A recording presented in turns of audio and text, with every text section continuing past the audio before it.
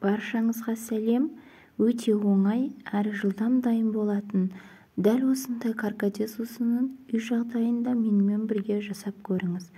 Ұнайды деген сенімдемін. Ол үшін бізге керекті заттар: каркаде гүлі.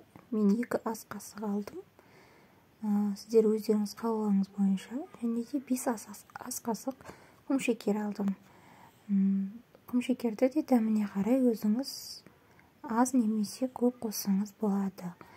Графинімізге каркадемізді саламыз, үстінен шекерімізді салып, үстінен қайнап тұрған суды құямыз.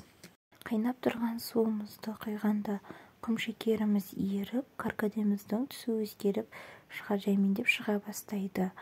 Және де үлкен ас қасықтың көмегі арқылы араластыра отырып, бетін жауып, жарты немесе 1 сағатқа салқындағанша тындырып қоямыз.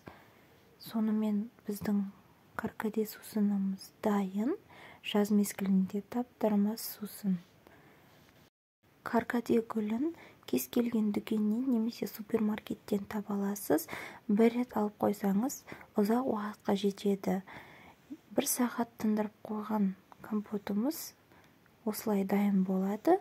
Сіздермен болған Олжан.